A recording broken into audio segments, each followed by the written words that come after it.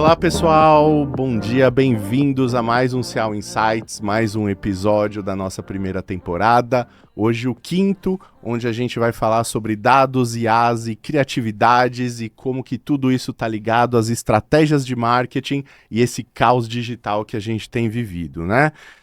Só relembrando, esse nosso podcast não tem nenhum viés comercial, mas sim gerar um conteúdo relevante de qualidade para você que está aí no dia a dia e nessa jornada e quer crescer o seu negócio, assim como todos nós, tá bom? Eu sou o Douglas Dantas, eu sou Head de Marketing na Cial, tenho mais de 20 anos de experiência em empresas de tecnologia aí, passando por algumas, mas eu gostaria antes de começar esse episódio falar um pouquinho, caso você não conhece quem é a Cial é uma das maiores empresas de tecnologia do mundo, ela possui a maior base de dados global, o maior data lake com dados comerciais de diversas empresas. Se você já ouviu falar do CNPJ Internacional, você já ouviu falar da gente, você já está usando o nosso produto e através deles a gente consegue ali ter bastante informação, seja comercial, seja de negócio, seja de compliance, SG, enfim, é tudo isso. Temos clientes TOTO, Siemens, enfim, Itaú, vários clientes grandes. Mas é claro que vocês não estão aqui, né, para eu ficar falando da Cial e tal. Se você quiser saber mais, acesse o nosso site, tudo bem? Hoje eu não estou sozinho, tá? Eu estou aqui muito bem acompanhado e eu vou começar apresentando então meus convidados, né? O meu primeiro convidado, ou a minha primeira convidada que eu quero apresentar, ela tem mais de 15 anos de experiência, tá? Ajudando empresas a crescerem no ambiente digital, conectando marketing, tecnologia, growth e inovação. Ela é diretora da NP Digital New Patel, com certeza você já ouviu falar, onde ela lidera um time de 60 especialistas e já, né, enfim, ajudou mais de 400 empresas, de startups a grandes corporações, a impulsionar o tráfego orgânico e a sua receita online. Bem-vinda, Marcela. Obrigada, é um prazer estar aqui.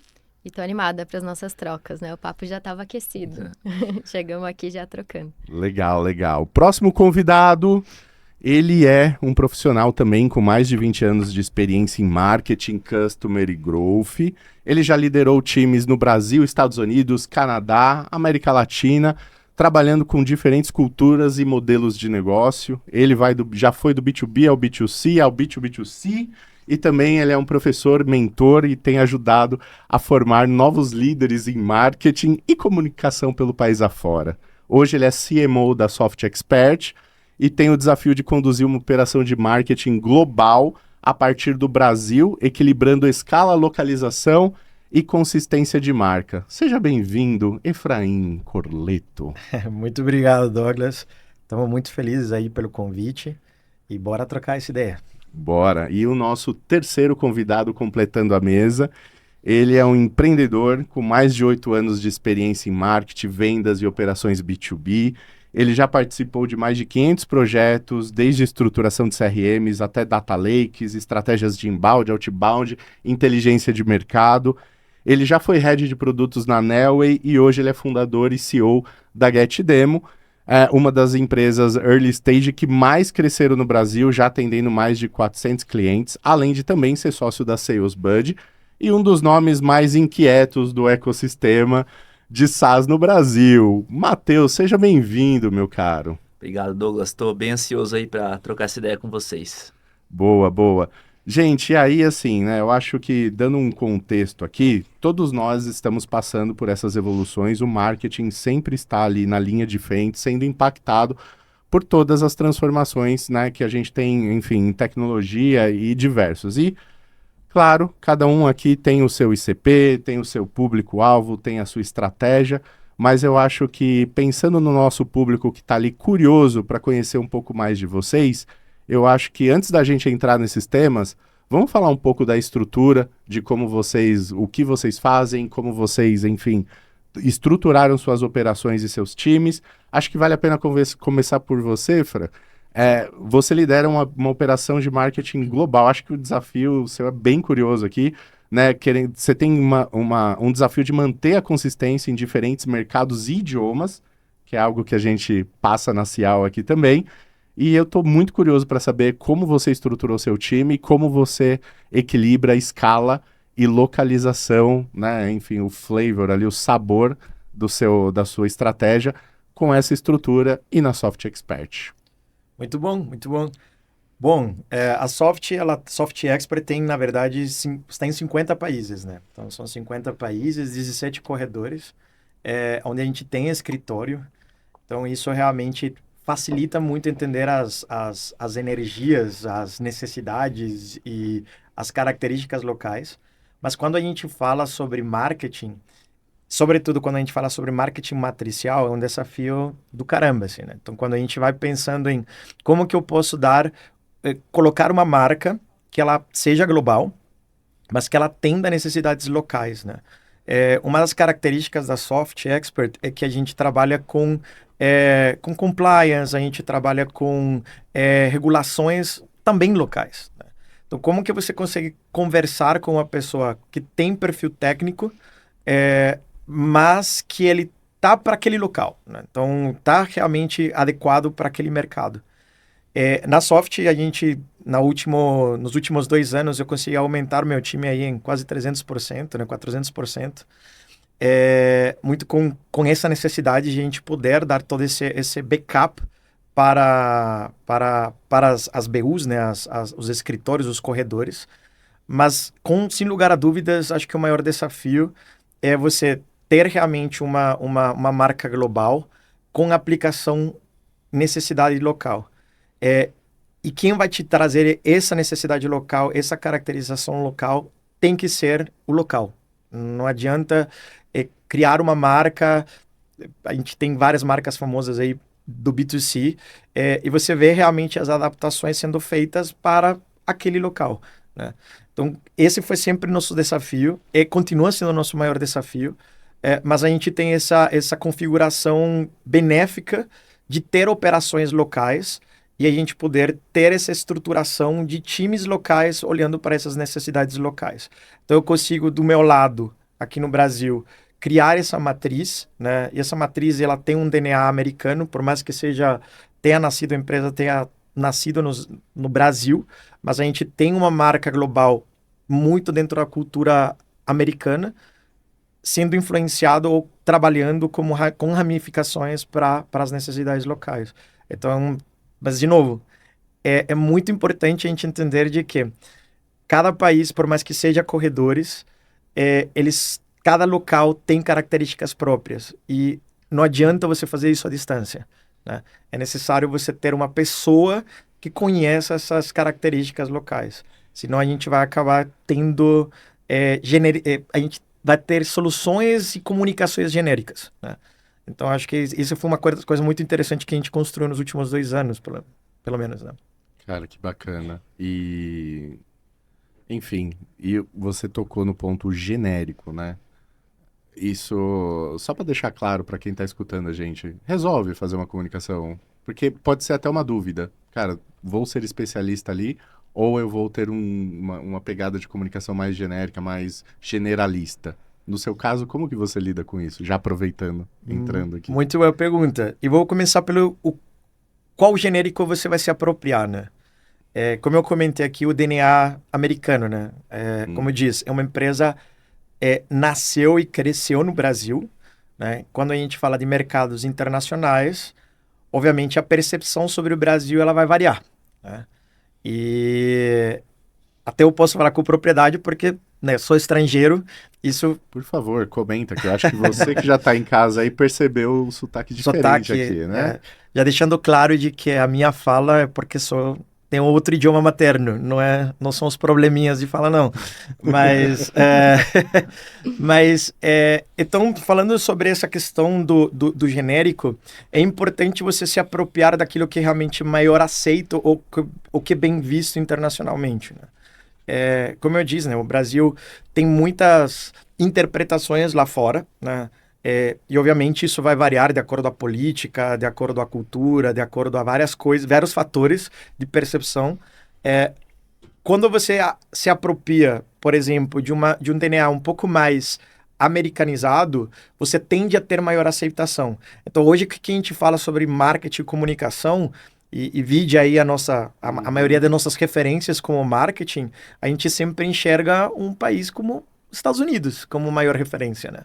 Então, como que a gente consegue realmente transmitir um genérico não tão ruim, né? Porque acredito, como eu disse no início, né? É importante a gente ter essa característica local, um genérico não tão ruim, mas de forma que ele possa ser aplicado e customizado para aqueles locais. Então, na Soft Expert, a gente decidiu ir com um genérico menos ruim, né? Que é o genérico mais americanizado, e a gente conseguir duplicar isso nas outras unidades. Inclusive, nós temos uma diretriz dentro da comunicação que é o English First, né? Para a gente poder realmente conseguir pensar e entrar no mindset de... Usei a palavra mindset, é horrível isso. Mas para entrar nessa mentalidade de um genérico que possa ser aplicado e replicado nos outros países, né? Boa, não, excelente, cara. E aproveitando, acho que eu já vou mudar um pouco o script aqui, e porque a gente tem uma outra pessoa aqui que também, né, tem um chefe americano ali, enfim, né, o Que cara tá vivo. que é uma autoridade Tá vivo. Tá vivo, tá vivo. A gente Vamos descobriu que deixar várias claro. pessoas mataram Não. ele, né? que não é o Kotler. Vou até fazer SEO pra isso, né? Depois que eu descobri. Por favor. E, cara, eu imagino o seu desafio, assim, porque, né, enfim, tem ali um líder muito forte que tá lá, que tem uma escala global, que tá no mundo todo. Como que você lida e estrutura isso, né? E como você representa aqui o Brasil, enfim, como que é a sua atuação? Legal. Escreve um pouco pra gente. Eu estava até refletindo sobre a resposta do Efraim, porque tem algumas similaridades, né? Lá na NP eu lidero o time de SEO, que é o time de produto, então meu time entrega para marcas, mas eu tô lá há muito tempo e tô muito envolvida com o time de marketing, né? Então eu sei de toda a história, assim, vivenciei, e meu time trabalha junto com o time de marketing também para a própria NP. Então, hoje a gente está num modelo que é uma marca global, que bebe muito do benefício de ser uma estrutura global, então a gente consegue, assim, tá muito à frente do mercado, a gente consegue trocar muito globalmente, então muita coisa no marketing digital acontece antes nos Estados Unidos, então a gente acaba bebendo muito disso, mas com autonomia local, porque o Brasil é um país, assim, de muitos, né, um país extremamente diverso, e essa autonomia local, eu posso dar o exemplo, assim, dela no marketing, inclusive. Então, olha que interessante. Hoje, quem lidera a operação global de marketing é um dos sócios do Brasil, que é o Saulo Medeiros, que é cofundador da NP Brasil, junto com o Neil Patel. Então, ele lidera o marketing global. Sim. E a única unidade que hoje tem um marketing local mesmo é o Brasil, que trabalha integrado com o global, claro, né? Mas, assim, é uma operação grande que toca as iniciativas para os desafios que a gente tem, que são relacionados à empresa enterprise e também SMB, empresas pequenas e médias. Então, assim, a gente consegue... A gente está estruturado de um jeito que a gente contribui e bebe muito do global, por também ter uma pessoa brasileira à frente ali das estratégias, tocando diretamente com o Neil Patel, que tem tá que tá vivo e tem uma exigência muito alta, né, assim, ele e faz coisas muito à frente do mercado, assim, uma referência, né, disruptivo, e a gente também consegue ter a profundidade de entendimento do nosso público para que a gente não fique nessa superfície, né, Sim. ali, e a gente consiga aprofundar e entender o mercado e também fazer os movimentos mais rápido, né, porque a gente sabe, empresa global sem autonomia, muitas vezes, poxa, você percebeu uma coisa, mas, puta, o global não vai liberar. Aí, então, a gente consegue, claro, temos vários desafios, né, sempre, mas a gente tem conseguido estruturar de um jeito que as coisas fluem e a gente consegue, algo que é muito importante pra gente como agência de marketing, né, e consultoria, que é testar muita coisa, errar, quebrar a cara e saber o que tá funcionando e passar para os nossos clientes, para as marcas que a gente trabalha, né? Então, o marketing hoje da NP, ele é estruturado dessa forma. E a gente tem desafios, como, por exemplo, o Neil Patel ser extremamente conhecido, né? Muita gente conhece o Neil Patel e a gente está buscando construir a marca NP Digital. Então, os prós e os cons sempre, né? Acho que o Matheus deve ter um pouco desse desafio. Ele ali também nas redes, falando muito e construir a marca para não ficar só na dependência dessa autoridade.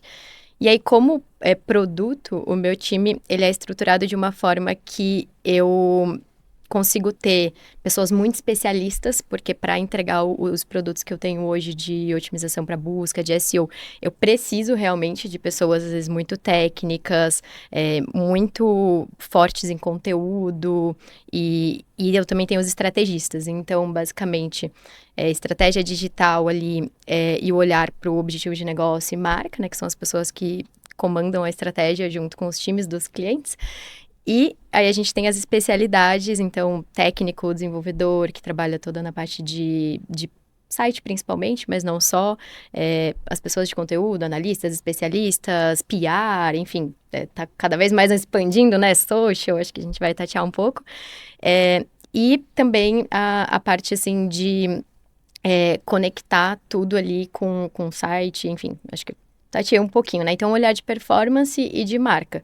Então, eu tenho pessoas mais generalistas para comandar a estratégia, com esse olhar estratégico, e os especialistas. E aí, todo mundo tem que trabalhar junto, né? Esse é um dos desafios e bem orquestrados ali.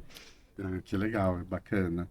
E eu acho que totalmente diferente, basicamente, da gente que tem esse desafio de ter uma marca ou de ter um nome conhecido. No caso da Cial, a gente tem a D&B, a gente, enfim, saiu um pouco do guarda-chuva da D&B, trocou a marca, mudou as cores, porque a gente quer ser cada vez mais localizado para a América Latina e se conectar mais, né, diferente da D&B que, né, americana 100% ali. Mas tivemos esse desafio, também estamos nesse período de construção de marca. Mas eu acho que aí... Quer falar? Eu queria, inclusive, acho interessante, Doug, aqui reforçar uma coisa que a gente se conecta com as duas coisas que a gente comentou, né? O fato de você... a gente falou muito sobre país, sobre necessidade, sobre localização, mas a gente acabou ouvindo de que se a gente tiver conhecimento e inteligência olhando para um público, isso acaba... Porque isso também é um ponto de partida, né? Como que realmente eu consigo, no meu caso, né? Como que eu consigo entrar na personalização local? Cara, obviamente eu não vou entendendo as nuances da cultura. Isso, inclusive, é humanamente impossível falando sobre 50 países e você não tendo atuação nas 50 países. Mas eu entendo de que existem conexões entre esses perfis que tem a ver com a profundidade que você bota para entender essas necessidades, né? Então, acho que um bom ponto de partida, pensando em estratégia, em comunicação, em marketing, é você entender para quem você está colocando o teu produto na prateleira, né? Então, acho que isso pensando, né? A gente estava conversando agora há pouco, né? SMB e Enterprise, né? São modelos diferentes de abordagem. Mas isso não é só um modelo operacional, né? Isso é como marketing vai se trabalhar, como comunicação vai trabalhar. E quando a gente fala sobre mercados especialistas, né, que pelo que entendi, tem tanto esse braço generalista ou especialista, o especialista ele vai ter que se aprofundar em coisas que muitas vezes ele não sabe ou que ele vai ter que aprender, já seja por localização, já seja por especialização de segmento, já seja por várias outras coisas. Então, acho que hoje o marketing ele é exigido. Acho que global todo mundo deve ser. Isso é uma coisa que eu acho que é importante a gente falar. Todo mundo deve ser. Mas o que vai te exigir cada vez mais é você entender, obviamente, o teu público e o que ele está falando, o que ele está fazendo e como ele se comunica, né? Então, acho que essa é uma dúvida que se tem quando uma empresa está começando a se tornar global, né? Por onde começar? Começa entendendo o teu público. E aí você começa a destravar canais e outras coisas. Mas eu acho que não é só quando está começando a expandir, porque, aliás, eu quero já jogar a pergunta para o Matheus. Inclusive, gente, os LinkedIns de todo mundo tá aqui embaixo e eu recomendo que vocês sigam essas pessoas aqui, porque é bem bacana ver a atuação, por exemplo, do Matheus ali, aplicando uma estratégia, né, bem aumentou legal a régua. ali, colocando, crescendo ali. Então, Matheus, curiosíssimo. Como que foi o processo para você definir essa estratégia, causar, SDR morreu, funil morreu? Como que foi isso, assim, quando você se parou? Conta pra gente, assim, parei, vou começar a trabalhar agora, minha empresa, né, Enfim, conta esse processo pra gente, como foi. Legal, acho que é até importante voltar um pé atrás aqui, né? Diferentemente da galera aqui que tem esse negócio global, super estrutura, né? Aqui, pô, hoje eu tenho algumas empresas, todas são startups, né? Então a GetDemo, a SalesBuddy e tudo mais, super recentes, e a gente cresceu de uma maneira totalmente diferente do comum, né? Normalmente a galera cresce através de mídia paga, Google Ads, Meta, né? Investe muito em evento, e a gente teve uma história um pouquinho diferente. Quando eu saí da Nelway em 2023, né? Eu, pô, fiquei lá anos trabalhando com projetos de sales e marketing em vários tipos de mercado. Eu criei uma bagagem de conteúdo que eu achava bacana. Falava, cara, eu deveria compartilhar isso em algum lugar. E aí eu comecei a postar no LinkedIn, seguindo um padrãozinho normal de LinkedIn, aquela formalidade, né? As montagenzinhas bem feitas e tudo mais. E nesse paralelo eu estava fundando a GetDemo, né? Que foi a primeira startup. E, pô, eu fiquei postando ali 1, 2, 3 meses, um conteúdo que dava trabalho para fazer, né? Só que ficava um negócio que não era eu falando ali, tava muito polido e tal, né? Igual o LinkedIn sempre foi, né? A galera sempre olhou pro LinkedIn como uma ferramenta para arrumar emprego, né? E, e aí, um certo dia, eu falei, cara, tá dando nada isso aqui, eu vou começar a escrever como se eu estivesse numa mesa de bar aqui, né? Sem deixar de trazer um conteúdo profundo, mas trazendo um conteúdo com a minha opinião de maneira mais forte, de alguns temas, né? E aí eu fiz um primeiro lá, né? Que, pô, viralizou, eu tava falando um pouco da minha opinião sobre o cargo de SDR, né? E aí o negócio, tipo, deu, sei lá, uns 400 mil impressões, assim, umas 5 mil curtidas. Eu falei, caramba, acho que eu achei algum ouro aqui. Nesse paralelo, eu já tava com a GetDemo começando a rodar, e aí a galera vinha, me seguia, interagia. Nossa, o que é esse GetDemo aqui, não sei o quê. Isso começou a gerar lead. Então, nesse primeiro post que eu fiz, que nem era direcionado pro meu produto, eu até mencionava ele em algum momento do post, gerou, tipo, 65 reuniões. Imagina isso para uma startup, na época eu tava, sei lá, primeiro mês de empresa. Eu falei, caralho, né? Aqui tem alguma coisa. Então comecei a seguir nessa tocada de conteúdo, muito focado em marketing e vendas, especificamente para SaaS, né? Então, hoje, apesar de eu ser um SaaS, eu também vendo para empresas de SaaS na área de marketing e vendas, que é um nicho, então isso é muito oportunístico, porque é uma galera super digitalizada, tá todo mundo no LinkedIn, né? Então, pô, tá todo mundo no LinkedIn, é um nicho, é fácil de atingir. Então a gente acabou, né, através dessa estratégia minha como um influenciador, conseguindo educar o mercado, gerar o awareness, converter, e aí por isso que eu fui trazendo outras empresas, porque eu percebia que a minha persona tinha outras dores além da GetDemo, né, depois da SalesBuddy. Então, falei, cara, vou aproveitar essa audiência para vender múltiplos produtos, né, e transformar isso num negócio cíclico, que depois vai gerar crescimento, e por aí vai. Então, acho que isso foi legal. Primeiro eu gerei a demanda, depois eu trouxe os produtos, né? E aí agora, obviamente, né? Pelo nível que as empresas já estão, eu só não sou suficiente para gerar a quantidade de reunião que precisa.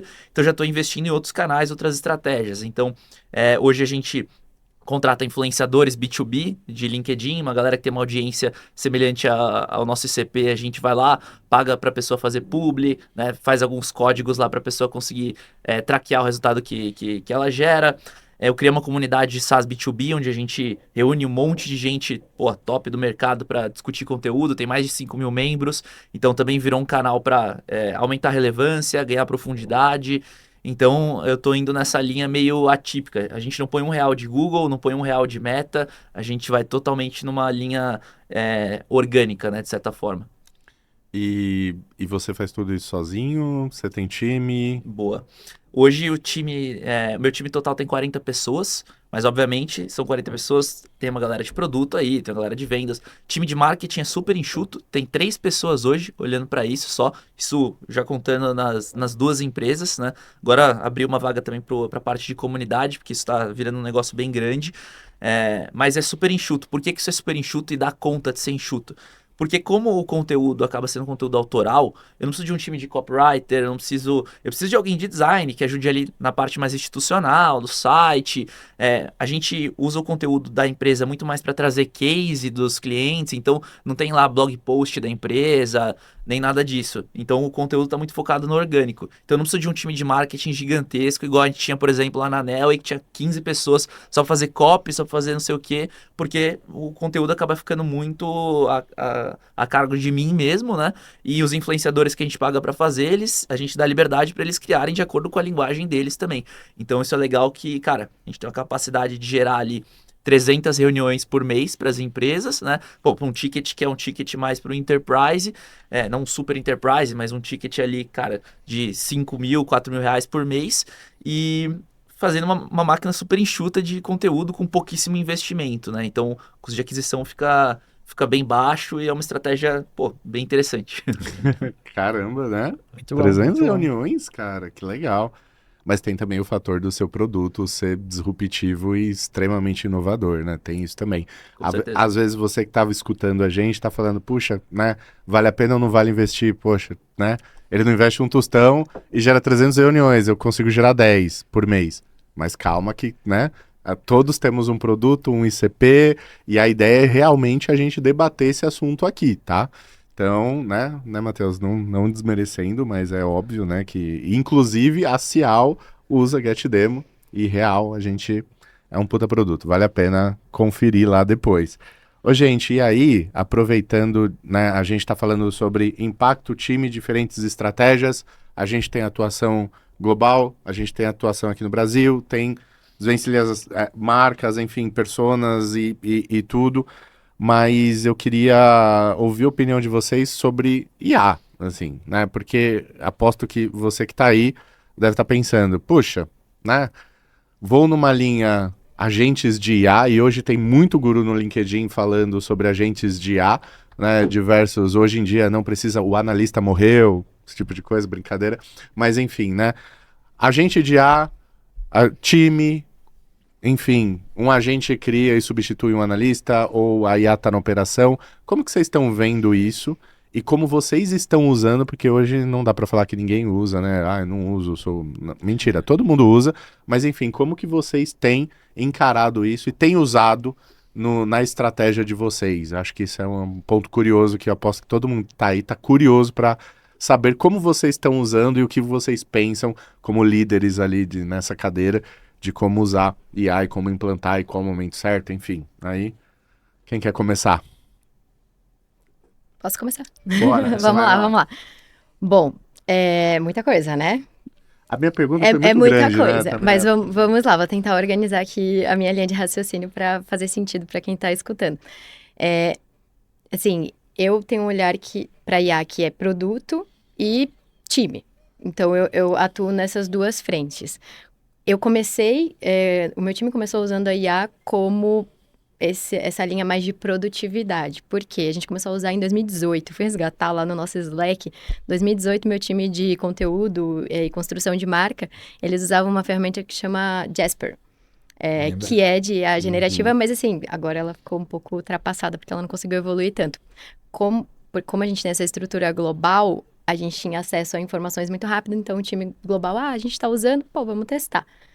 Então, assim, já tínhamos uma boa bagagem de uso da IA, principalmente no time de conteúdo. E aí, o mindset era muito de... Falei mindset. Sabia que eu ia falar. Eu sabia que eu ia falar. Quando você comentou... Isso pega. Era muito de produtividade. Usar, Era muito de produtividade e até, acho que influências de cultura americana e tudo, tinha muito esse olhar e a gente sempre olhou dessa forma. Porém, desde o boom todo, o ChatGPT e enfim, tudo que vem acontecendo, a minha forma de olhar é mais pro lado do disruptivo, tanto a nível interno como de produto. Por quê? A minha visão é que, assim, você pode usar para produtividade, claro, e vai ser ótimo e você vai conseguir cortar custos e ter resultado. Mas se você parar aqui, provavelmente em algum momento o mercado vai te acompanhar e você vai ficar no mais do mesmo ali e a sua diferenciação talvez se caia. Então, se você continua, né, e você usa a eficiência, esse ganho de eficiência, de produtividade para estratégia, ser disruptivo, para mexer em produto, e no meu caso, por exemplo, no que a gente entrega, criatividade, para subir a qualidade da entrega, aí sim, para mim, eu uso que a gente vai fazer a diferença. Então, o que eu costumo dizer para o meu time a IA, ela é uma ferramenta que nos ajuda a aumentar a barra ali de qualidade da entrega, no sentido estratégico e no sentido de qualidade, no nosso caso. Então, a gente usa a eficiência, a gente usa a produtividade para ser disruptivo. Essa é a minha linha de raciocínio. E tem funcionado. É o que a gente... Claro que é um caminho, né? Mas tem funcionado. Então, a gente tem conseguido melhorar a entrega a partir de ganhos de tempo com ferramentas de IA ali. No caso de produto, eu acredito que possa caminhar mais ou menos nessa mesma linha, né? Então, eu tenho colocado IA nos nossos produtos para que a gente consiga, às vezes, fazer mais para as marcas que a gente trabalha. Então, às vezes, a marca não consegue arcar com um budget, assim, com um ticket que a gente tem ali disponível. Então, como que a gente consegue mexer em produto para estar mais competitivo e, ao mesmo tempo, manter essa qualidade de entrega? E, claro, tem muitas ideias também de assim, produtos mais, assim, diferentes, né, também no mercado que a gente tem interesse de fazer. Assim, a gente tem uma veia de produto na NP que é o Uber Suggest, né, e a Answer the Public, que é o nosso SaaS. Então, ali tem bastante input mais disruptivo, assim, mesmo de mercado. Legal. Muito bom. E vocês? Boa, vou puxar então. Eu sou muito da tese da AI como potencializador. Então, se vocês já ouviram falar do super vendedor, do super CS, é muito do que eu acredito. Então, se você for olhar hoje para a operação de qualquer time, seja ele de SDR, de marketing, de vendas, tem uma série de trabalhos operacionais que estão envolvidos ali no meio. Por exemplo, caso de vendas, fazer uma proposta, preencher o CRM, enviar um follow-up, tudo isso é um negócio, estudar sobre o lead, tudo isso são coisas que levam tempo, né? Tem até um estudo legal do HubSpot que trouxe que o vendedor em si ele só fica 25% do tempo dele com o cliente. Os outros 75% ele está fazendo todo esse resto que eu comentei. Onde que a gente tem utilizado AI dentro de casa e, inclusive, como eu crio produtos para isso também, eu tenho utilizado isso nas nossas soluções para vender isso para os clientes. Em toda essa esteira. Então, por exemplo, a gente fez um levantamento de todo o processo manual dentro da empresa que alguém fazia. Então, a gente descobriu lá que o time de vendas, antes de entrar numa reunião que foi agendada, ele ia lá, estudava sobre o lead, entrava no LinkedIn do cara, levantava informação, via quais eram os produtos da empresa. Legal, vamos usar isso, vamos usar AI para ir lá enriquecer tudo isso e entregar isso num relatório antes da reunião para o cara. Então, hoje a gente tem, por exemplo, um processo que 5 minutos antes da reunião de vendas, chega ali um e-mail com um resumo, e, inclusive, se teve outras interações com esse cliente anteriormente, seja WhatsApp, reunião, então já tem lá um consolidadinho dessa transcrição que foi resumida. Ou seja, o trabalho que o vendedor antes tinha que fazer para ir numa reunião, que ele demorava, sei lá, 20, 25, às vezes 30 minutos ou mais para ficar estudando ali o lead e chegar na reunião com contexto, substituído. Saía de uma reunião, cara, preencher CRM. Preencher CRM é uma merda, todo mundo sabe disso, né? Então, tinham vários campos lá. Beleza, a gente criou, inclusive, a própria Sales Buddy, que é a solução que faz isso, a gente criou por conta desse problema na GetDemo e por saber também que todas as outras empresas tinham também esse tipo de questão, né? Ter que convencer o cara a preencher o CRM, dado porcaria lá dentro. Então, esse processo de sair de uma reunião e já preencher o CRM de forma automatizada, criar uma atividade, etc. A AI consegue fazer isso muito bem, muito melhor que um vendedor. Então, assim, pegando esses exemplos, eu não acredito muito nesse momento na tese da substituição. Eu não acho que você vai hoje ter maturidade para ir lá e botar um vendedor que vai por AI, que vai substituir totalmente o relacionamento. Eu acho que na era da AI, a parte do relacionamento ela ganha muito poder, mas ao mesmo tempo ela tem capacidade de tirar e drenar essas atividades operacionais, fazer muito melhor que um ser humano e alocar todo esse tempo, né, para que esse tempo economizado, para que isso seja empregado realmente no relacionamento com o cliente, com muito mais contexto, com muito mais informação, com muito mais personalização. Então hoje eu acredito nesse movimento. Não impede, nada impede que daqui 5 anos, 3 anos, sei lá, esse negócio está evoluindo rápido pra caramba, você comece a ter alguns agentes mais robustos que substituam de fato, pelo menos uma venda consultiva, por exemplo, algum tipo de vendedor, de atendimento, sei lá. Hoje, né, isso vai muito mais em tarefas muito simples para você conseguir substituir. Então esse é um pouco da minha visão aí, AI como um potencializador. Talvez substitua aquele cara que faz mais do mesmo, né? Exato. Mas é aquele que sempre Exato. faz diferente. Difícil, né? Aquele cara que segue o playbook, né? O tirador de pedido, esse cara provavelmente ele vai ser substituído. Agora, o relacionamento, o olho no olho, isso aí dificilmente vai ser substituído em algum momento. Ninguém quer consumir conteúdo de AI, ninguém quer interagir com AI, né? Eu acho interessante aqui porque acho que partimos do princípio de por que o negócio existe, né? O negócio existe para faturar, para crescer, para ganhar dinheiro, ou o negócio existe para economizar, né? Então eu vejo que essa dualidade, ouvindo aqui, né? Essa dualidade de a gente olhar para IA e dizer assim, eu vou reduzir, eu vou poupar, ou vou economizar, cara, eu acho que também é uma visão já começa com o pé direito, né? O pé direito é, cara, como que eu consigo usar isso aqui para ganhar mais dinheiro, né? Na Soft a gente tem várias coisas e acho que isso é uma questão, conversando com várias empresas, eu venho entendendo de que ainda a IA está se validando nessa tese de produtividade, né? Ao potencializar produtividade. Então, na Soft, a gente desenvolveu, estamos com mais de 12, 14 aplicações de IA dentro do produto. E dentro do marketing, obviamente, não foi diferente, né? A gente teve que trazer o IA para melhorar a nossa produtividade, né? Eu venho de uma geração, só para contar um pouquinho assim da minha experiência, né? Eu venho da visão de que... Eu venho de uma geração em que, para nós, quando a gente falava sobre automação, quando a gente falava sobre qualquer ferramenta conversacional, era bot, né? E aí eu era do tipo de pessoa que ia lá construir os botzinhos, a pessoa falava isso, tinha que ir para esse lado. E conversando com um de nossos parceiros, né, a AWS, num projeto que a gente está tocando juntos, eu via com essa mentalidade de que ele ia ser mais um bot dentro da minha jornada, né? E meu maior receio era exatamente em que a gente tem um produto complicado, tinham muitos módulos, muitas coisas que deixar na mão de um bot parecia muito arriscado, né? E eu falei assim, cara, mas meu produto é muito especialista, meu produto precisa de um conhecimento muito extenso. E aí, obviamente, a resposta dela foi totalmente inversa, né? Falei assim, cara, mas o especialista, hoje a margem de erro de um humano para dar respostas consistentes vai ser muito maior do que dentro da inteligência artificial. E isso fez com que, obviamente, tirasse a minha visão retrógrada, né, de inteligência artificial sendo um bot só para te ajudar a validar, né, alguma questão voltada à tecnologia, como hoje realmente um respaldo de inteligência mesmo, né, de potencialização, né. Então, hoje a gente usa tanto para a parte de construção de material, em todas as camadas, né? Então, desde o copy até a parte visual. Então, a gente usa no marketing para isso. A gente também usa para a parte na jornada comercial. Então, hoje também eu dou input para o CRM, alimento CRM a partir de prompts que a gente acabou criando dentro dos agentes. Como também a gente conseguiu dar a inteligência artificial, trazer isso para as camadas dentro dos processos, né?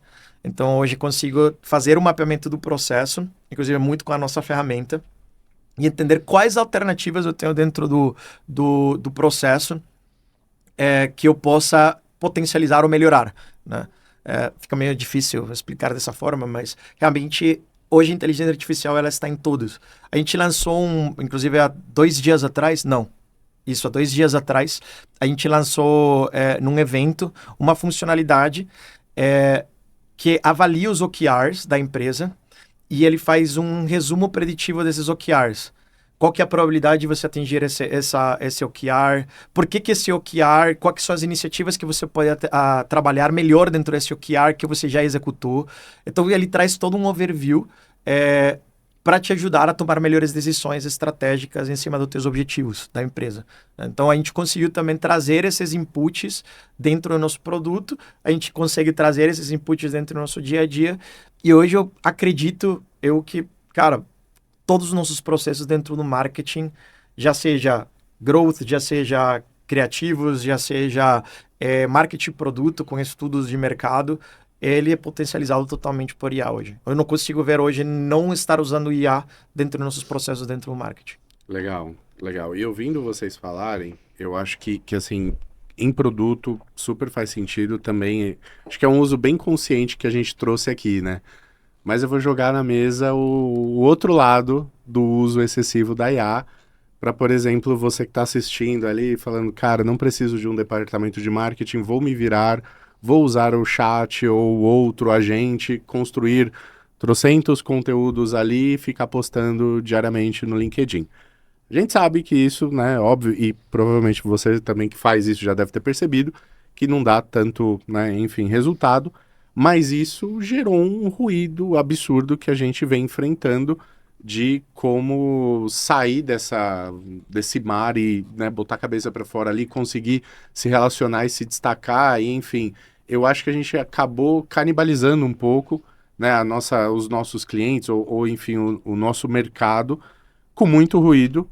E eu não sei se vocês passam por isso, mas lá na Cial a gente sente muito que a gente está criando uma geração ali, enfim, a gente está passando por um período que a gente não consegue se conectar, que a pessoa está olhando para você, mas ela não está prestando atenção, dado o ruído que todas as outras empresas... Enfim, a IA maximizou? Sim, a automação hoje é muito barato, tudo é muito... Então fazer o feijão com arroz hoje é muito fácil, Sim. muito, né, simples, você não precisa de muita coisa ali, não precisa de muito time, e isso acabou trazendo um outro processo, um outro problema ali, enfim, problema, né, um outro nível de dificuldade, que o uso excessivo. Você mesmo mencionou, ninguém quer ler mais, né, e tem gente que simplesmente pega, joga, pum, quantas vezes a gente tá só ali, né, passando pela timeline, e o próprio travessão, o ícone, a gente já sabe como é o ChatGPT ou como não é.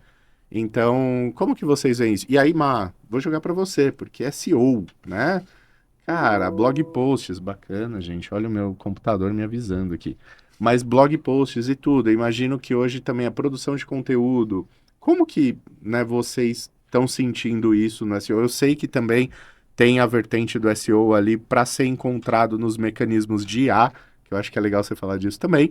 Mas eu queria depois, ouvir, principalmente começar por você, que eu acho que esse tema, né, como que esses blog posts excessivos e essa viralização do conteúdo, enfim, superficial, podemos falar assim, mas como que isso tem, vocês têm sentido na Nil Patel né, essa Perfeito. evolução?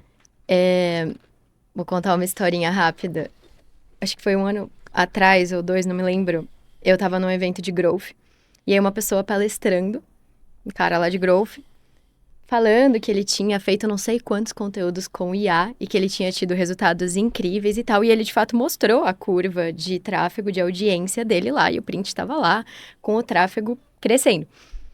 Aí eu, curiosa, né, e inquieta, abri lá minhas ferramentas de SEO, fui olhar o site dele. Coloquei lá o site dele, de fato ele tinha crescido. Ele tinha aumentado a curva, só que depois de um tempo, essa curva tinha despencado. Então, quando você fala, né, o resultado e tal, aí a minha pergunta é para a audiência: qual o resultado você quer? Você quer o resultado de curto prazo que você entrega, fica 2 anos na empresa e você vai embora, se você não é dono da empresa? Ou você quer um resultado sustentável, sólido, que vai ganhar não só a atenção, mas que as pessoas vão realmente entender a sua mensagem de marca, né? Porque é sobre atenção, mas é também sobre você assimilar, porque às vezes você tá com a atenção, teoricamente você tem ali o view da pessoa, mas ela não assimilou quem é você, ela não prestou atenção no que a gente tá falando, ela não fez as conexões neurais ali que podem provocar insights. Então, acho que o desafio ele tá na atenção e além, né, em assimilar a mensagem que a gente quer passar. E aí, voltando para a história dos conteúdos, então, como que a gente enxerga isso que a gente tem visto? A IA, ela é um assistente, sim, de produção, de produtividade, fazer mais e fazer diferente na nossa visão. Porque se a gente fica só na IA e a gente para ali, e a gente, claro, já teve vários aprendizados e olhando situações externas também, a gente vai ter mais do mesmo. Porque ela regurgita o que, no caso, né, da produção de conteúdo, ela regurgita o que já tem na web. Ela vai pegar lá o post de todo mundo, vai fazer um catadão e vai te entregar. É nota 6, talvez? É nota 7? Talvez com bons prompts ela chegue num 8. Bom, na nossa visão, o 10, a gente só chega mesmo com essa interação humana, que pode ter o suporte da IA para, inclusive, às vezes ajudar em consistência de marca, que é como a gente tem feito, a gente tem algumas ferramentas que a gente modula em cima da IA, para nos ajudarem a, como a gente atende muitas empresas, para manter o tom de voz da marca, né, a gente até chama de client mode.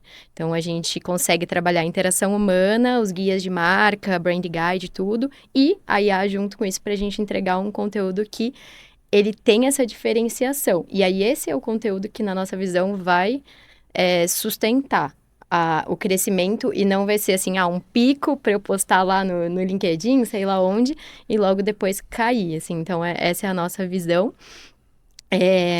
Então, a gente tem usado para a gente conseguir aumentar essa barra de qualidade. E aí tem um outro aspecto legal também que a gente tem usado, no sentido, assim, às vezes de criatividade e tal, que eu incentivo muito meu time a usar IA para ajudar no senso crítico também. Então, às vezes, em vez de você ir buscar a sua resposta na IA, você pode buscar perguntas. Então, que perguntas que eu não estou fazendo para tornar esse conteúdo, às vezes, mais incrível?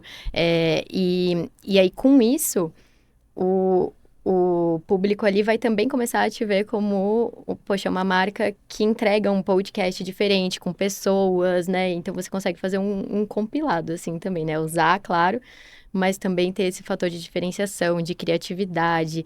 E a gente tem usado a IA também para unir muito formato, assim. Então, conseguir maximizar em formatos. E aí, por exemplo, vamos supor que a gente vai fazer um conteúdo para Cial. E aí, o Douglas falou algo muito bacana aqui. E aí a gente poderia ter isso lá no blog post. Então, eu consigo usar a IA para rastrear a web, né, tecnicamente, pegar os conteúdos mais rápido, claro que tomando cuidado ali para ela não alucinar. E com isso eu maximizo a minha produção, mas sempre trazendo esse olhar de diferenciação, de criatividade. Então, a gente acredita que é isso que vai conseguir também passar essa mensagem de marca e não ficar só no mais do mesmo, porque o mais do mesmo, ele não é sustentável, basicamente. Verdade. E vocês, gente? Eu penso muito parecido com a Marcela. Eu acho que o conteúdo nota 10, a AI não consegue entregar por conta justamente da questão da personalidade, da história, porque no final do dia o que a AI está fazendo é coletando conteúdo em tudo quanto é lado e estruturando aquilo de alguma forma, né? Eu acho que quando você quer fazer um trabalho de escola, talvez um artigo de AI possa funcionar muito bem. Agora, se você está querendo gerar relevância para um CEO, um C-level de mercado, alguém que tem uma profundidade, muito difícil a AI conseguir tangibilizar aquilo. Quero saber o que é inbound. Beleza. A AI vai fazer um artigo perfeito, te explicando o que é inbound, 10 vezes melhor do que talvez qualquer um de nós fale. Agora, quando você vai contar uma história de fato num conteúdo, contar um case, trazer algum insight que você teve durante alguma vivência, né? Contando uma história. Cara, e aí não vai fazer isso ou ela vai replicar isso de uma maneira que não tem autenticidade. Os próprios algoritmos das redes, se for pegar ali o LinkedIn, a galera que posta muito conteúdo de AI, o algoritmo já não entrega mais. Por quê? Porque ninguém quer consumir esse tipo de conteúdo, logo as redes precisam fazer alguma coisa para ir controlando, senão lá vai virar uma zona de AI, né? Então não dá certo. Então acho que no final do dia, né, o conteúdo que é realmente autêntico, ele vai ter cada vez mais valor, principalmente nessa era de AI.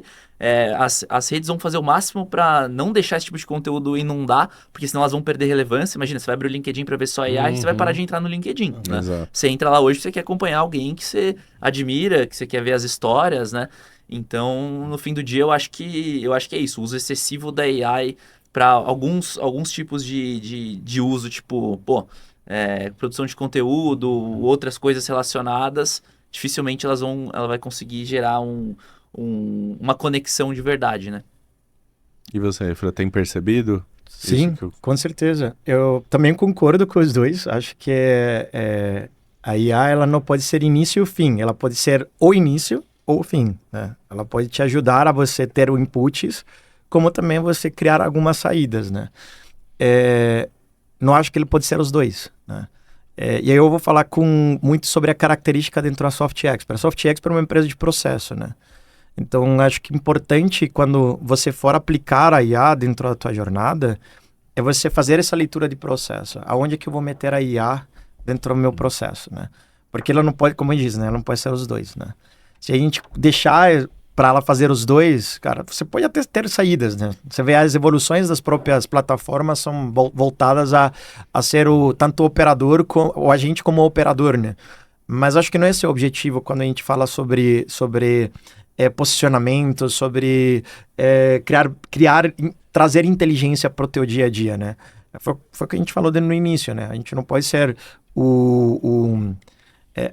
a gente não pode usar a inteligência artificial para ser a substituição, mas ser o potencializador, né? Então, você fazendo esse mapeamento quais são os processos que hoje eu tenho dentro do marketing, por exemplo, né? Hoje eu consigo ter, por exemplo, a IA dentro da minha jornada de construção de conteúdo. mas ele passa por uma validação de uma pessoa, ele recebe o input da IA, mas ele não é quem constrói o conteúdo. Então, eu acho que é sobre isso, é sobre entender como que a IA consegue, de novo, te potencializar e não necessariamente substituir alguma coisa. É porque eu acho que isso é muito engraçado, né? Eu participei de uma entrevista aí da CNBC, inclusive como especialista de IA, e longe de ser um especialista de IA, mas vamos lá. E um das pautas mais quentes dentro da entrevista foi exatamente isso, a substituição da IA, né? A substituição de pessoas dentro da IA. E eu lembro que um dos dados do Fórum Econômico Mundial era sobre o crescente de vagas. Falava sobre substituição, sim, realmente acabar com algumas carreiras, algumas vagas, mas falava sobre também a abertura de novos cargos, de novas carreiras que não existem hoje, né?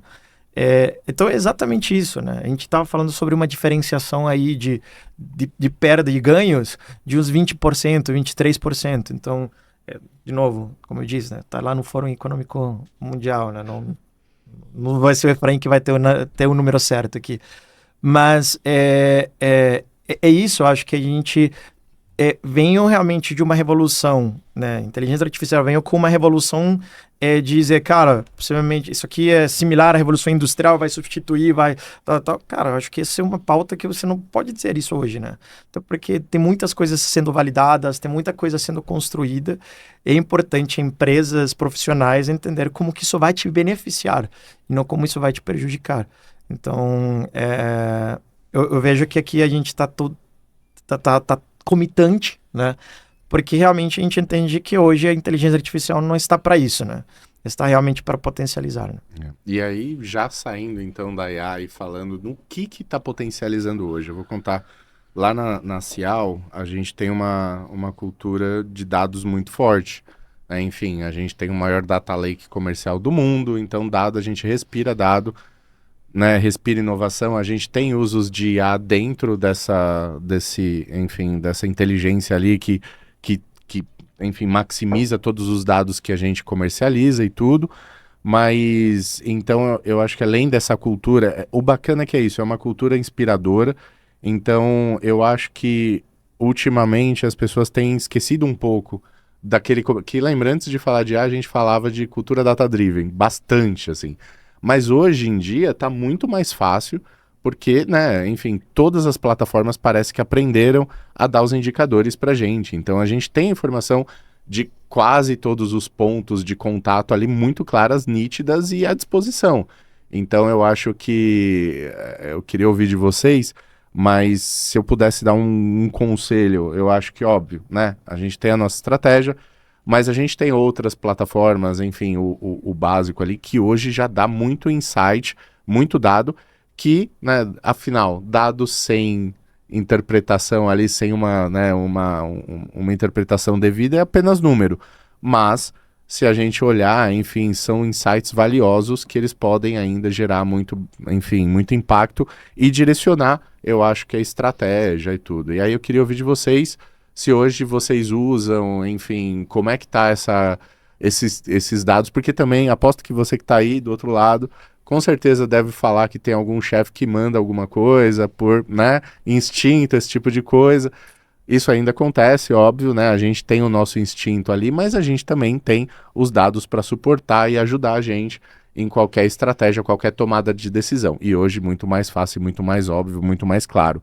Então, se vocês tivessem, enfim, que dar um conselho hoje, saindo um pouco de IA, acho que é unânime que a gente já colocou IA como, né, uma parte da operação ali para maximizar e tudo, mas se vocês fossem falar hoje para quem está começando ali, independente do ICP, cara, canais, estratégias, formatos, o que vocês acham que seria um bom ponto de partida para começar, de repente, uma operação hoje de marketing ou começar a gerar negócios, demandas, enfim, né? Seja, eu sei que é generalista, tá no meu hora com essa cara, Efra, mas imagina que tem uma pessoa em casa lá que tá ouvindo a gente, tá falando assim, cara, como que eu começo? Para onde eu vou? Então, se IA é uma parte, não é tudo, sabe? E aí? Boa. Vamos inverter a ordem. Brincadeira. Vamos lá. Bom, na minha visão, para quem não sabe por onde começar, deveria começar primeiro organizando seus dados, porque AI, na verdade, ela é treinada com dados. Se você botar dado ruim, ela vai te dar um resultado ruim. Então, pô, eu não tenho maturidade na minha operação, às vezes a empresa não tem um CRM bem estruturado, não tem absolutamente nada e já quer fazer um agente de AI lá ferrado. Fala, cara, esquece. Acho que o primeiro ponto é pensar em como você pode organizar seus dados dentro de casa. Então, pô, você tem interações com o cliente, grava isso, armazena isso, mesmo que você não use isso para nada, uma transcrição de uma reunião, de uma ligação, começa a armazenar esses dados de maneira consolidada. Seu CRM só tem campo aberto. Põe campos fechados para você conseguir ter um dado mais estruturado, conseguir mensurar isso. Por quê? Porque o que eu acho que vai acontecer? A AI ela vai evoluindo e quem tiver os dados estruturados vai sair muito na frente. Por quê? Porque imagina o seguinte, daqui a pouco a AI vai estar super poderosa, você treina lá com uma AI com todas as suas reuniões, você sai com um agente que substitui lá teu vendedor. Daqui 5 anos pode acontecer. Quem tiver 5 anos de dados para trás, 10 anos de dados para trás, cara, vai ter um histórico absurdo. Né? Então, acho que o primeiro ponto é olhar para dados. Quem já está pensando em criar agente de AI sem ter nada de dado estruturado dentro de casa, eu acho que já está queimando um pouco de largada. E o outro ponto é que, né, é engraçado isso, mas parece que as pessoas ainda não aprenderam. Não adianta nada você, por exemplo, no caso de software, não adianta você contratar um software se você não tem processo. Né? Exato. A maior parte dos clientes que se frustram contratando algum software, na verdade, não é porque o software é ruim, é porque ele não tem processo, ele acha que o software vai salvar a vida dele e isso não vai dar resultado. É igual alguém contratar vocês, por exemplo, pegar aquela porrada de dados e não saber como usar, não ter um ICP, não saber para qual finalidade colocar aquilo. Então a AI, eu acho que ela vem compartilhando um pouco desse requisito. Você precisa ter um processo bem estruturado para depois implementar a AI para otimizar ele. Foi o caso do que eu comentei um pouco antes de como a gente usa. Pô, a gente já tinha vendedor preenchendo CRM, a gente já tinha o processo do vendedor ir lá e pegar contexto de uma conta, de um lead antes de falar com essas pessoas. Então, a AI só veio, no caso, para pegar uma tarefa que já existia e otimizar. Não veio para reinventar a roda e do nada produzir 1 milhão de conteúdos e fazer não sei o quê. Não, né? Foi só para otimizar. Então, acho que para quem está começando, eu daria essas 2 dicas realmente de você conseguir, primeiro, você ter um processo para depois usar a AI para otimizar e você começar a estruturar dados de maneira orquestrada para você ir cada vez mais utilizando isso, mesmo que no momento atual você não consiga utilizar isso para nada. Boa. Muito bom. Totalmente de acordo. Acho que a gente vive hoje uma época muito cheia de dados, né? Dados você encontra em todos os cantos, mas dados acurados e dados válidos, acho que essa é uma tarefinha aí de mais esforço, né? Eu gosto da resposta quando a gente olha para software, né? Ou a gente olha para IA, para dados em si, né? Todos são ferramentas, né? E se você pegar um lenhador, um bom lenhador não está para qual o tipo de machado que ele vai usar, se ele vai usar uma serra, motosserra, se ele vai usar... Um bom lenhador vai saber qual árvore vai cortar, né?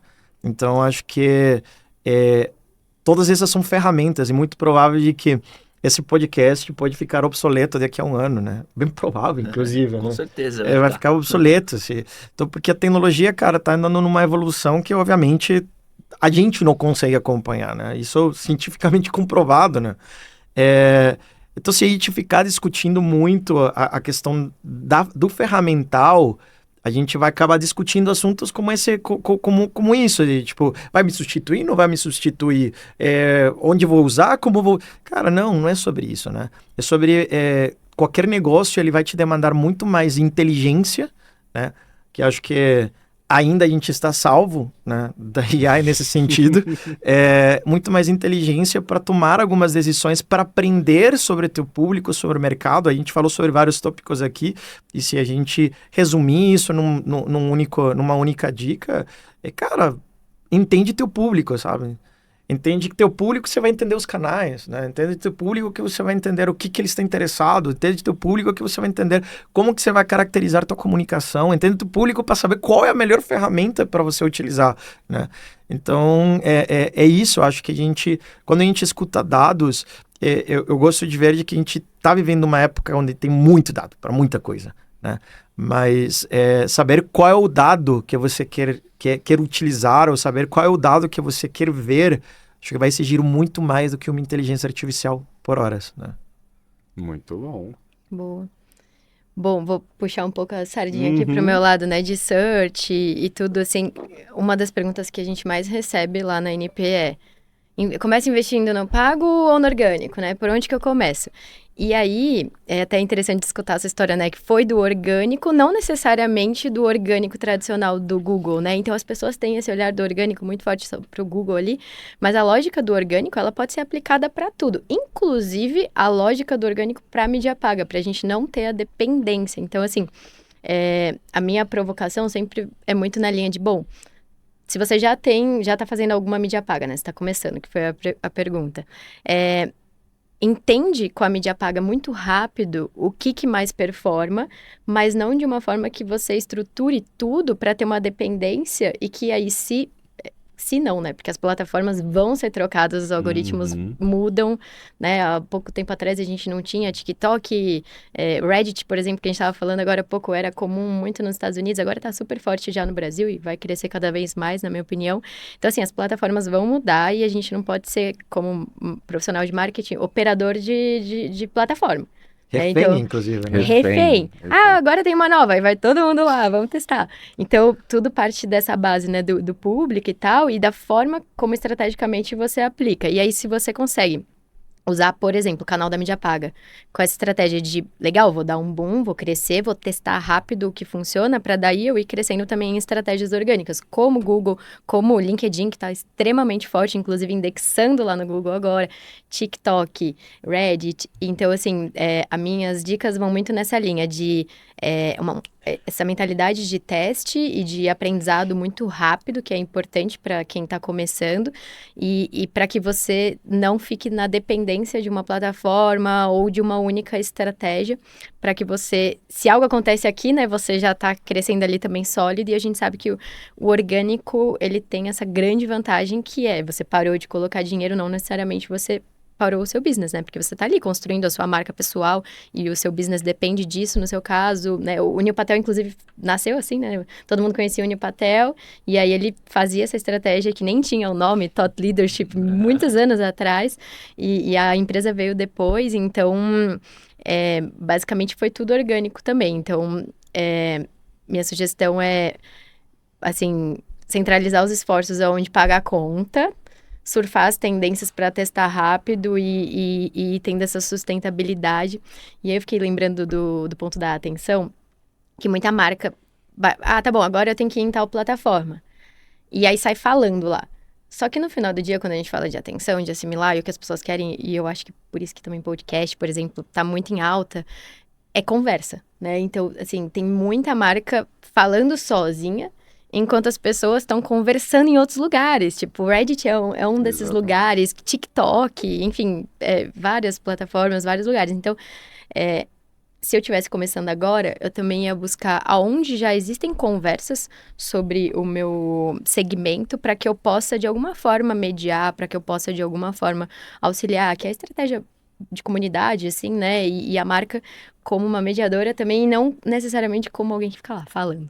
E falando, e falando, e falando. Então, eu tenho essa forma de olhar, assim, de minhas dicas. Muito legal. Acho que desde o processo estruturar, vocês falaram tudo. Espero que fique claro para vocês em casa. E eu acho que, se eu posso contribuir, é só mencionar que o Marketing Mix, ele sempre ele muda. Então, não se trave em uma fórmula, né? Enfim, teste, erre, aprenda rápido, mude, inove, surfe as novas tendências, gostei. Né? Mude o mindset, para eu falar também. Mas é isso, fique sempre atento, né? Fiquem atentos às tendências gente, a gente tá chegando ao fim, acho que a gente compartilhou bastante coisa aqui, já se passou quase uma hora, nem pareceu, mas, assim, 2026, 2027, próximos anos, tendências, enfim, conselhos finais, considerações, queria ouvir de vocês, né? Enfim, o que vocês acham, onde vocês vão apostar, né? Enfim, o Efra tem esse use case aí de né, ter um negócio mais global, de ter que atuar na América Latina, que, by the way, é um pouco do meu também. Matheus, né, Yamaki, enfim, onde vocês estão pensando de direcionar esforços em 2026, os próximos anos aí? Enfim, o que tá pela cabeça de vocês. Ó, e essa daí é uma dica extra, hein? Porque, ó, ouvi deles aqui, não duvido que vai ter outro podcast que vocês vão conseguir ouvir esse tipo de coisa dessas pessoas maravilhosas. Bom, acho que eu vou começar. Vai, começa. Já tô olhando você, começa. Eu vi que você estava olhando para mim. Você não começou nenhuma. É verdade. Cadê? É verdade. Eu comecei a primeira só, mas que inclusive é a mais difícil, por sinal. Mas vamos lá. Tem um termo que eu até pegando um pouco esse lance de professor, né? Tem um termo que a gente usava muito na academia que chamava aldeia global, né? Acho que várias pessoas ouviram isso na faculdade, né? O que era a aldeia global? É muito interessante porque a gente tá falando isso lá do início dos 2000, né?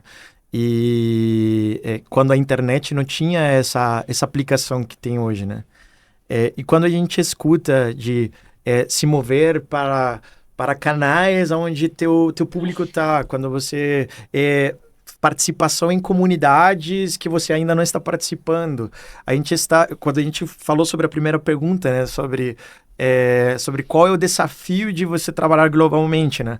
A gente volta nesse assunto, né, de ser uma aldeia global, né? Por mais que a gente fale sobre o mundo todo, existe aldeias, né? Existe comunidades, é a forma como o ser humano sempre conviveu, né, dentro de comunidades, né? Então, eu vejo que assim, o desafio para nós, dentro do marketing, é a gente voltar para esses conceitos, sabe? Não ficar no êxtase de canais e tecnologias e voltar para conceitos básicos do qual é a responsabilidade de você como marketing ou você como empresa dentro de um ecossistema, né? Então esse é o nosso maior desafio hoje dentro da Soft, a gente poder entender essas nuances e aonde que eu apostaria? Eu apostaria obviamente em experimentação, acho que entendendo que a gente tem muitas ferramentas no mercado, cara, IA faz as contas de quantas IAs existiam há 2 anos atrás, né? E quantas existem hoje, né? Então obviamente ferramentas vão acabar brotando sempre, né? Então, vale a pena você experimentar, você pegar referências, você fazer benchmarks, mas, sobretudo, acompanhar esses experimentos, né? Saber de que você está colocando coisas novas dentro da tua mesa, né? Mas se realmente isso vai alimentar a tua empresa, né? Se realmente isso vai acabar funcionando. E para isso, obviamente, vai exigir crivo estratégico, para isso vai exigir visão crítica, né? E entender, sobretudo, como essas ferramentas sistemicamente vão se comportar, né? Como que elas vão influenciar o dia a dia do teu time, como vão influenciar o dia a dia da tua empresa e como vai influenciar do dia a dia daquele ecossistema em que você está inserido, né? Então, acho que o meu conselho meu ponto de partida para 2026 vai ser em cima disso, né? Entender que eu preciso experimentar bastante, mas eu preciso experimentar com consciência de que eu vou conseguir acompanhar, né? Tinha um dado aí meio aleatório, né? Que falava que 92% das iniciativas de IA colocadas dentro da empresa foram para falência, né? Então a gente está falando de muitas foram para falência. Então não vai ser IA que vai salvar a tua empresa, não vai ser ferramentas que vão salvar a tua empresa, vai ser realmente o teu crivo estratégico, o teu direcionamento, né? A gente dentro da Soft Expert, nós temos uma consciência muito grande em cima do go-to-market, né? Cara, a responsabilidade está dentro do go-to-market. O commitment, não sei como se fala nisso, hein? Desculpa, gente. Não sei como se fala isso em português, mas o compromisso. O compromisso está dentro do teu go-to-market. Como que a estratégia está descendo isso dentro da tua cultura? Como que isso está descendo para a tua operação? Para que tua operação não saia produzindo só porque tem um IA produzindo 40 mil e-books por ano, 50 mil blog posts por ano, né? Seja muito mais consciente, né? Olhar para aquilo que funcionou e dizer assim, cara, peraí, consigo potencializar isso, consigo fazer isso acontecer, né? Então, acho que eu acho que o desafio da maioria das pessoas de marketing, o desafio da maioria das empresas é entender como que eu vou pegar isso e realmente conseguir fazer com que minha empresa cresça, né? Independente da economia e política que tá rodando solta aí, né? Então, acho que é um desafio bastante grande, mas ele é bem prazeroso, por sinal. Senão a gente não tava Não tanto tava tempo, aqui, né? É isso aí, é isso aí. Divertido. Matheus, e aí? Sadomasoquismo. Sadomasoquismo profissional. Mudar o tema do podcast. Profissional. Esses dias eu tava conversando com um fundo de investimento e ele fez a mesma pergunta que você fez agora pra gente, né? Ele falou, pô, Matheus, legal, né? Bombou no LinkedIn, né? Vocês estão entrando agora numa fase nova. Uhum. E aí, vocês vão explorar Google, né? Vão entrar em Meta, vocês têm que diversificar os canais e tal. A resposta que eu dei pra ele, ele falou, porra, você é maluco, né? Por quê? Porque olha onde eu vou focar. Não vou pra Google, não vou pra Meta. Eu vou focar em algumas frentes que, inclusive, já estamos focando, né? Mas eu quero acelerar ainda mais, que é, primeiro, a frente de comunidade. Então, para mim, não existe nenhuma forma de você se conectar melhor com o teu ICP partilhando de um ambiente de discussão sobre o tema. Então, por exemplo, eu criei as BR Club, né? Que é para unir a galera de SaaS. E ali é um monte de coisa, não é só fazer negócio, né? É para você entender o que está acontecendo no mercado, é para você fortalecer a tua autoridade de certa forma. Então, esse é um meio que eu acredito e acho que a galera deveria olhar. Muita empresa está olhando para isso. Comunidade é uma tendência muito, muito forte, principalmente porque ela é orgânica, né? Então, ela não depende de dinheiro para rodar. Por exemplo, Mas demanda esforço, né? demanda esforço, mas é um retorno absurdo, assim. Sim. Tipo, eu tenho quase 5 mil pessoas na comunidade de SaaS. O que eu coloco de dinheiro lá pra ela rodar é um negócio quase que zero, assim. Pra fazer encontros, não sei o quê. Tudo bem, a ideia, a pretensão é fazer depois um evento presencial grande. Aí o negócio talvez, a brincadeira vai ficar mais cara, mas é um negócio que eu alcanço com profundidade pessoas com investimento muito, muito baixo. O outro ponto é influenciadores. Então, quando a gente olha para influenciador B2B, pô, ninguém quase coloca dinheiro em influenciador B2B. Por quê? Porque o influenciador virou muito um negócio B2C, né? Uhum. Ah, você vai no Instagram, tem os influenciadores. O influenciador é caro pra caramba, as marcas põem muita grana lá. O influenciador B2B, ele não sabe o valor dele ainda. Ele não vive daquilo. Ele só produz conteúdo porque ele produz, né? E aí, a partir do momento que você acha lá e começa a pagar ele fala, caramba, eu tô ganhando alguma coisa pra fazer um negócio que até então eu não ganhava. Então, é um cara que cobra muito barato, espero que ele não me escute, porque vai começar a cobrar caro. Tipo, eu já paguei R$200 em post que me retornou, tipo, de pipeline R$500 mil. De atribuição direta, assim, bizarro. Então, acho que essa parte de influenciador B2B é um negócio que vai crescer muito, né? E tenho certeza que, principalmente com essa era de AI, a galera conseguindo prospectar 100 vezes mais de forma ativa por conta da escala da AI, essa questão do influenciador, a autenticidade, vai ganhar muito, muito, muito valor, de fato, né? Então, cara, eu acho que essa estratégia é muito de ouro também, inclusive para conectar isso com a sua estratégia de comunidade, você trazer mais pessoas, né, para o seu ecossistema. E o outro ponto é um ponto até tradicional, que é o ponto de canais e parcerias, né? Pô, todo mundo fala de canais e tal, só que é um negócio que até então é muito visto como coisa de empresa grande, né? Não, pô, só empresa gigante vai ter uma estrutura de canais, de parceiros e tal. E eu discordo completamente dessa visão. Por quê? Porque hoje, né, vamos supor, você pega, sei lá, você vende um RP. Cara, você vende um RP, quem que usa o RP? O cliente final, um varejo. Mas, por exemplo, você pega uma estratégia de uma OMIE, de uma Conta Azul, cara, quem que tá no meio? É o contador. O contador já tem de 300, 400 empresas, né? Então, pô, por que você vai prospectar, sei lá, 10 milhões de empresas? Você pode prospectar 100 mil contadores, por exemplo, que estão ali no meio, já tem conexão, relacionamento com as empresas. E eu acho que isso se aplica para todos os negócios. Todo mundo talvez tenha o seu possível canal que vai rentabilizar, que pode rentabilizar em cima do seu produto e oferecer serviços complementando ele. Então essa é uma estratégia que eu tenho focado bastante, mesmo não tendo uma operação gigantesca, porque eu percebi que eu consigo trazer canais de maneira barata, porque é fácil de mapeá-los, né? Consigo fazer com que eles ganhem dinheiro em conjunto e consigo aumentar muito minha capilaridade no mercado, porque essa galera já tem influência e relacionamento com clientes que eu teria que construir do zero. Então, acho que esses são os 3 pontos aí, olhando para marketing e futuro, que eu olharia, né, a partir de agora, e pouca gente está olhando. Só para complementar um negócio interessante, eu trabalhei numa empresa que virou unicórnio, né? Trabalhei em empresas que fizeram exit, né? E se eu pegar uma característica que predominou em empresas, sendo pequenas, tá? As pequenas, médias e grandes, que predominou é entender ecossistema, né? Então, entender quais são minhas comunidades, quais são meus parceiros estratégicos, né? Então, eu acho que se a gente pegar uma meia hora, uma tarde, para você pensar o teu ecossistema, você vai sair realmente com saídas bem interessantes para você investir, né? E baratas. E baratas. É isso Muito aí. baratas. É verdade. Isso nunca esteve tão em alta, né? Acho que depois da pandemia, a vontade de se relacionar é uma coisa absurda. E a gente tem sentido isso do mercado, querendo se relacionar com a gente, né? Ouvir, escutar, é bem bacana.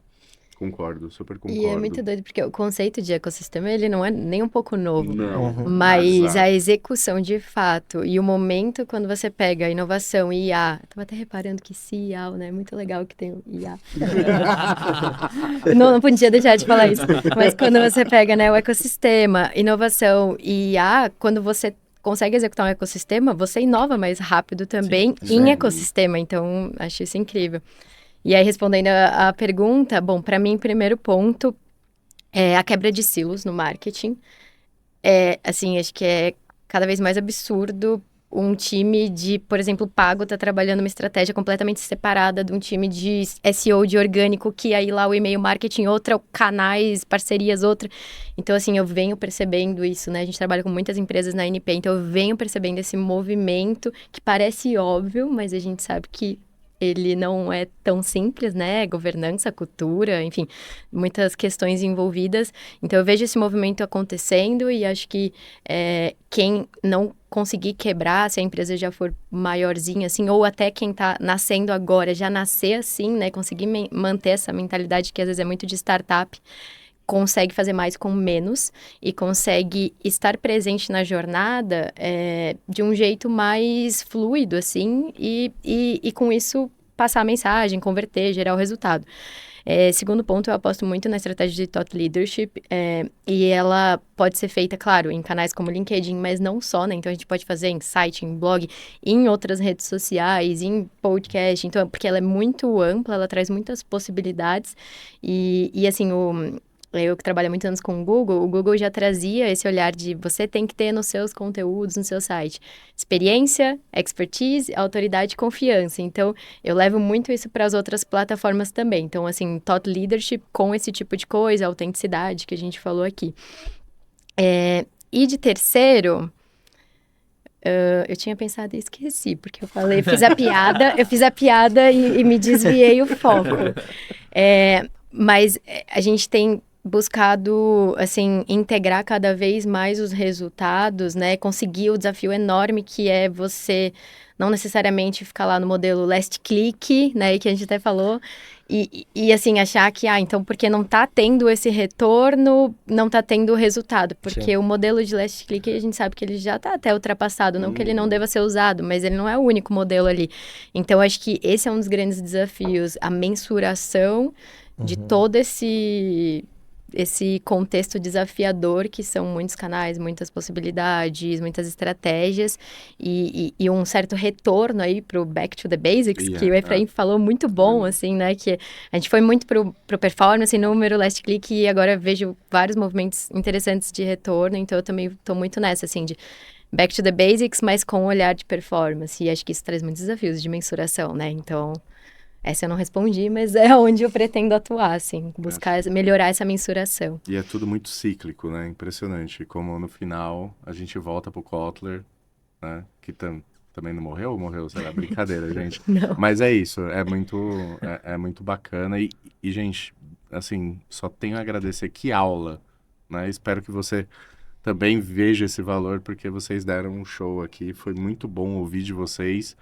Saio daqui com o coração mais quentinho e tranquilo, sabendo que, né, o que eu acredito, né, não sou só eu agora que acredito nisso, então muito obrigado mesmo, aposto que a gente vai influenciar muito positivamente muitas pessoas que vão estar assistindo esse podcast, espero que em breve, até ele perder a validade, mas, né, muito obrigado mesmo pelo tempo, por tudo, Eu pela que agradeço. parceria, foi muito bacana mesmo, tá?